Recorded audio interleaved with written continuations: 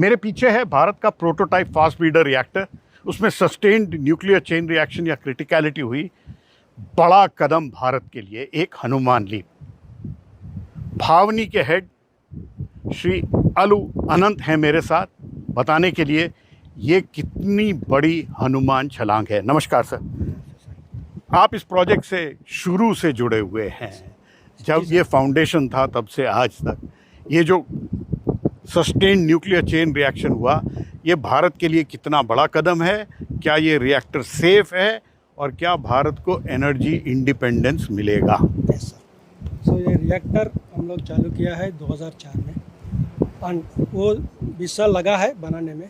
But during this 20 साल में हम लोग बहुत चैलेंजेस फेस किया है। चैलेंजेस फेस करने के बाद हम लोग बहुत खुशी है, फाइनली हम लोग रिएक्टर को क्रिटिकल बनाया 2026 में। हम लोग बहुत खुशी है। हम लोग ऐसा सोच रहे हैं कि हम लोग इतिहास नहीं बनाया, हम लोग भारत के लिए फ्यूचर दिया है, फ्यूचर एनर्जी सिक्योरिटी दिया है, क्लीन एनर्जी दिया है।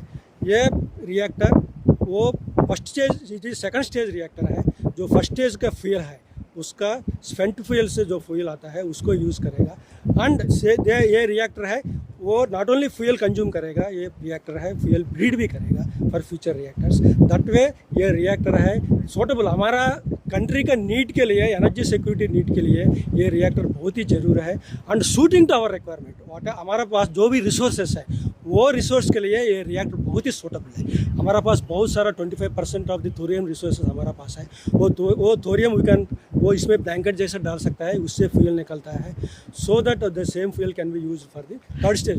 तो ये हमारे लिए एनर्जी का अक्षय पात्र माना जाए? ये एनर्जी का अक्षय पात्र जैसा है सर, बिकॉज हम लोग जो इसमें जो कंज्यूम करता है इससे, उससे ज़्यादा इससे निकल जाता है, फ्यूल निकल आता है, बाहर आता है। सो अक्षय पात्र जैसा, आप बिल्कुल सही बोला है सर, अक्षय पात्र जैसा ही मान सकता है इसको। You can continue to harness from this continuously for coming future generations. हम लोग का भरोसा है फॉर फ्यूचर जनरेशंस।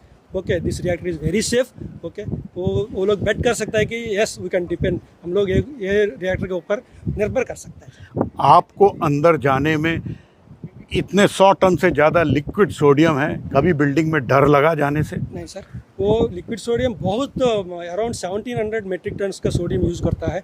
रिएक्टर में ही 1200 मेट्रिक टन सोडियम यूज़ करता है, और बाकी छोटा सिस्टम में तो पूरा मिलके 1700 टन का मेट्रिक टन सोडियम यूज़ करता है। सोडियम इतना सेफली हैंडल करते हैं हम लोग। पहले जो हैंडल करते हैं लोगों को ट्रेनिंग देता है सोडियम कैसे हैंडल करने का, बाद में सोडियम लीक हो गई तो कैसे हैंडल करने का, स्प्रेड नहीं होने के लिए। देन पहले सोडियम सिस्टम, जो भी सोडियम सिस्टम्स है 3 तरीके का मेन है सर। ये कहे आपको कभी डर लगा अंदर जाने में? अंदर जाने का हमको बिल्कुल डर नहीं लगता है सर। हम लोग ये भी हर दिन का काम है अंदर जाने के लिए, अंदर जाना ही पड़ेगा हम लोगों को। हम लोग टोटल 500 लोग हैं इधर। सो 500 लोग, किसी का भी कुछ डर नहीं का, सभी लोगों को ट्रेनिंग दिया है हम लोग। सोडियम क्या है, सोडियम लीक हो गए तो क्या होगा, सोडियम लीक नहीं होने के लिए हम लोग क्या क्या किया है, पूरा सभी लोगों को भरोसा दिया है। अभी तक कुछ सोडियम लीक नहीं हुआ सर। हम लोग 2008 में सोडियम रिसीव किया साइट में, 1700 टन ऑफ सोडियम साइट में रिसीव किया फर्स्ट टाइम। करेक्ट, 2008 में। तब से हैंडल कर रहे हैं। 2008 में हम लोग सोडियम रिसीव किया जब कंस्ट्रक्शन चल रहा था। 2000 कॉन्ट्रैक्ट मैन पावर था उस टाइम में। और तो तब से अब तक आपने माहिर कर लिया है सोडियम को हैंडल करना, और ये रिएक्टर सेफ है, आपकी नज़र में सेफ है? बिल्कुल सेफ है। हम लोग 1700 टन मेट्रिक सोडियम हैंडल किया है, फ्यूल हैंडल किया है, plutonium and uranium mixed oxide fuel handle किया है, सेफली फ्यूल लोडिंग किया है, सेफली रिएक्टर को क्रिटिकल किया है। इससे ज़्यादा यह मेजर माइलस्टोन है। बहुत धन्यवाद अलू अनंत साहब। तो ये थे अलू अनंत साहब बताते हुए कि ये रिएक्टर सेफ है। देखिए, वो खुद न्यूक्लियर इंजीनियर हैं, कह रहे हैं मुझे जाने में अंदर डर नहीं लगता है।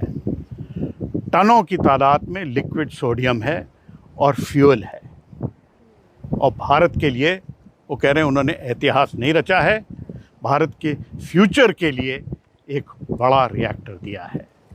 भारत की एनर्जी इंडिपेंडेंस के लिए प्रोटोटाइप फास्ट ब्रीडर रिएक्टर का बड़ा अहम रोल है। ये है भारत के प्रोटोटाइप फास्ट ब्रीडर रिएक्टर का कंट्रोल रूम, और जो इंजीनियर बैठे हैं वो इस वक्त न्यूक्लियर रिएक्टर को कंट्रोल करने में लगे हैं।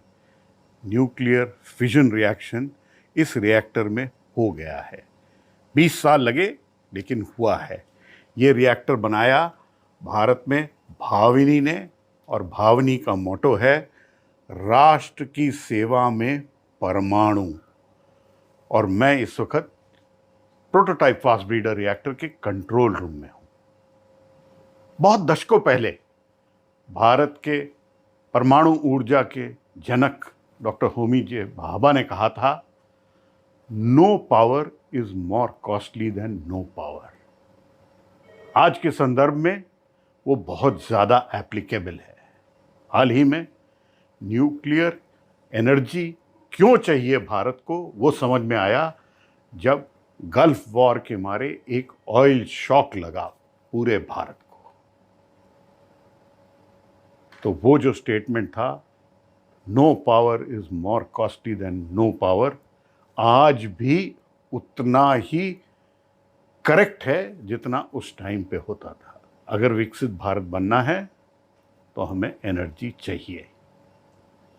यहाँ प्रोटोटाइप फास्ट ब्रीडर रिएक्टर के कंट्रोल रूम से पल्लव बागला, NDTV इंडिया के लिए।